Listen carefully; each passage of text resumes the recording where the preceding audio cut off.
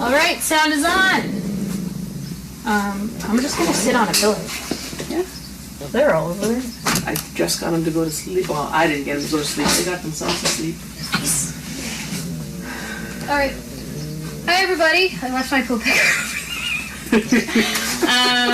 So this is Trainer Talk again. We are we are not. I'm sorry. John always says, "You wake 'em, you own 'em." Yeah, that's all right. I'll be in there. Again, we're not doing questions. This is just Trainer Talk. So I'm just gonna ramble on and on until you guys get tired of me.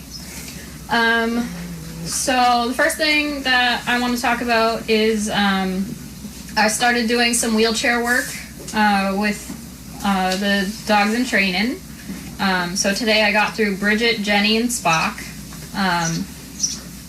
We spend most of their lives teaching them not to pull.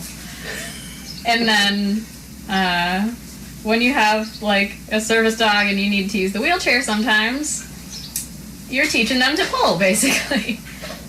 So it's just, you need them old hands before they can start wheelchair pulling. Bridget can do it. She's fine. But she's still looking at me like, I thought I wasn't supposed to pull.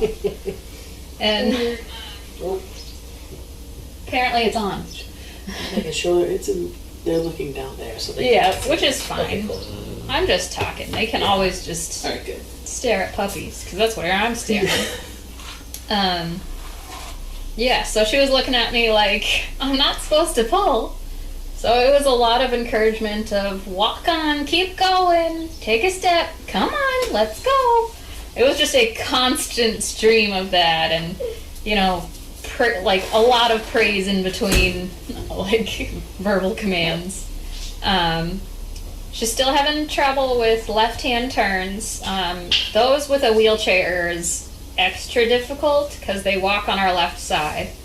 So what they really need to do is kind of slow down so that you can get your wheelchair like further ahead of them to be able to turn left. And then rights are easy because they can just walk ahead of you and cut over, and if you're holding on to them, it turns your wheelchair. Also part of wheelchair pulling is the person, especially in the beginning, needs to hold on to the right wheel. Because for turning, it's very helpful that you can like hold or push it ahead to get that turn. If the dog's going too fast or too slow, you're going to start turning your wheelchair.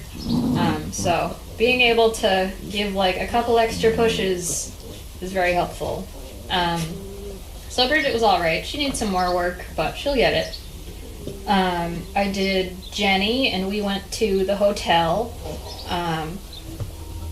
For a lot of carpeted area, she did very well. I mean, there's definitely more friction on the wheels for the wheelchair. So that was a struggle on my part. With my arms were so tired after. But she did pretty well. She understood okay, I'm gonna keep walking, versus Bridget, who would like walk 2 steps and be like, what's going on? And then you keep asking her to walk, but she's like, well, you're not moving. Oh, that's true. Yeah, it's not doing anything until she really pulls. Yeah. So Jenny did pretty well, and then I took Spock to Stop and Shop, and he was very good. He's such a weenie. He didn't really understand if there's a tight space, the dog and the person cannot walk side by side. So what we teach is the person goes first and the dog follows behind. So like you're holding onto the leash, and actually my leash is very short, so Spock is very trustworthy. He doesn't have any interest in other people, so I did let go of the leash, like in doorways or just like brief tight spaces. Like rolled myself through and then called Spock next to me. That worked out okay. Spock kept trying to squeeze his way next to me. Like, no, I have to be next to you. Or he'd try getting ahead. But, I mean, he's still young. This is his first time working with a wheelchair. So he did pretty well. There were several times where we were just able to, like, zoom down an aisle. That's awesome. I was very proud of him. That's awesome. It also is a nice change of pace for me. Because, you know, every day it's different and same dogs, similar places, a lot of the same commands. Yeah. And it gets repetitive. It gets repetitive for the dogs after a while, once they have their skills down and they're like, okay, I'm ready for a person. If I don't get a person soon, I'm not going to be ready to be a service dog. Yeah. So this is a nice change of pace for me today, doing wheelchair work. I have not been bored with that. And it's good for the dogs. It keeps their brains like thinking. Like Bridget and Spock and Jenny, actually. We have the sound on, just so you know. Oh. Thank you. They were all just like visibly tired towards our, like, the end of the session, not from physical exertion, but like the mental strain, I guess. It's a like change, all the learning. Yeah. Whenever we have recipient matches, they're always so exhausted after the day, both physically and mentally, but especially mentally, because it's a lot to learn. All the commands, and then pairing the commands with actually what you want to do in the moment. So it's... You stay right there. Stay. Shush. Okay, No. Whoa. Stay. Mama. This is how she's been with me the whole time. Like, okay. She go Let her smell you. She does. Okay. You know what? You could probably hang outside. Just the song's on for this time, because we don't start till 2:30. Okay. I was just gonna say that I'm here for that training. So. Yeah, 2:30. Okay. That'd be awesome. Just let the songs on. Sounds on here. Thank you. What, you couldn't have peed on the disposable one? I know. Little birdie. He's so cute. But anyway, my stars as of late have been Crusher and Riker. They're both very similar in where they're at in their training. Similar personalities. Crusher is more afraid of traffic, but like indoors and everything, they're both really good. So they're both close to being ready. Yeah, I know. I know. Does my shirt taste good? I bet I still have gruel on it from this morning. Nope. You know what would be fun? Chewing on each other. I hope that isn't poop, but who knows? No, I think that's No, gruel. there's no poop in here. No, I meant... Oh. Hi, baby. Yeah, but they've been my stars, so eventually I'm gonna also do wheelchair work with them. We want to make a nice, well-rounded dog. For our recipients, we want them to be able to walk, but that doesn't necessarily mean that they have to only walk. Like, if you're walking long distances and you have mobility issues, like, you're probably going to be using a wheelchair, and that is perfectly fine. So we want the dogs to be able to support the person while they're walking and also be helpful when the person's in a wheelchair. You are a very nice boy. Manners. My foot is very tasty. Mm-hmm. As long as you don't put your teeth on me. tickles though. I am too ticklish. Yeah. So, love both of them. My friend Naomi is also very good, but Naomi is great actually, indoors, but outside, she gets a little nervous. There's a place near us called Wolf Hill, and it's like a plant nursery, but they also have an indoor shop area that has a bunch of like stuff for your house. You don't need to chew on my fanny pack either. Here, chew on this. I was gonna say, there's tons of toys within arm's reach. Oh yeah, they don't like the toys though. They already know. Oh, I shouldn't be chewing on this, so I will. They can chew on the poop picker, it's fine. My overnights that I used to do, I'd always hand out a bunch of poop pickers. I'd be like, rip this up.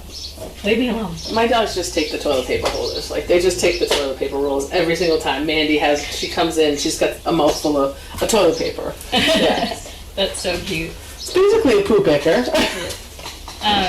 Anyway, there's this place called Wolf Hill, and it's right along Route 1, so there's Route 1 traffic there. And there's also a big fountain and koi pond. You put your teeth on me, you're not gonna be happy. You booping me? That's my watch. They're learning already. Oh, they definitely are. And Naomi would not go like within 2 or 3 feet of this fountain and koi pond because it's just so scary. Yeah. And then there's also like a regular fountain, like a bird bath fountain type thing. Does she ever get to go around? Does she like playing in the pond area? Yeah, but yeah. Oh, I know, it's far away. I guess. But it freaked her out. Yeah. So she just needs more exposure to different kinds of things. Yeah, I know I smell like pee and drool. Gruel, I know. They definitely smell like gruel too. I guess that was a bad decision. I put those down because they kept over peeing along the, and I'm like, let me just, you just trained me. Thank you for that. We're gonna stop that from now on. But that's pretty much all the new stuff that I have to report. These kids are developing personalities so fast. And we're already teaching them about behavior, that people are not dogs, they are not friends, that we don't put their teeth on us. Or cuddly toys. As much as we want to be. I know. Yeah. We're not going to be a pillow or a climbing structure. Leave it. No. Gonna try that again. Thank you. So one of the things with the puppies that we want to get through their heads about biting is you can lick hands. You definitely can lick hands. You cannot bite them. So we don't want to take away our hand from the situation if they're biting them, because they're still going to be aiming for your hand. We want them to learn that you can't bite your hand. So they get a very light, quick bop on the nose. The quick part is the important part. It's supposed to like shock them so that they're like, oh, I didn't like that. That was weird. I'm not going to do it again. So if you notice that, like, we'll do a 1 or 2 finger bop on the nose, or we'll pull a mama dog and we'll scruff them and leave it like that. We also try to pair it with a verbal cue. No. Thank you. Because from the beginning you want the dog to have good manners. Imagine a Great Dane with like the manners of a bitey puppy. Like, you can't have a 150-pound dog that doesn't know how to behave, aka Kirk. Or they won't make it to service dogs, right? Yeah, and That's we're working raising polite hard. service dogs. Yeah. So they can't be bitey. They can't climb up us. I will usually tolerate, like, can you move your legs down? Like the flat forearms, like on my legs. But if they're climbing up here, they need to learn while they're this size. Yes. Not to do that. I know, my fanny pack tastes so good. Yeah, I know. But yeah, so that's pretty much all I have. Either John or I will be here next week to do trainer. And tomorrow is jamming with Jamie. Mm-hmm. But thank you. It was actually very cool to watch Turby yesterday do his training. Tuberculosis. I love him. Tuberculosis. I always give the dogs nicknames.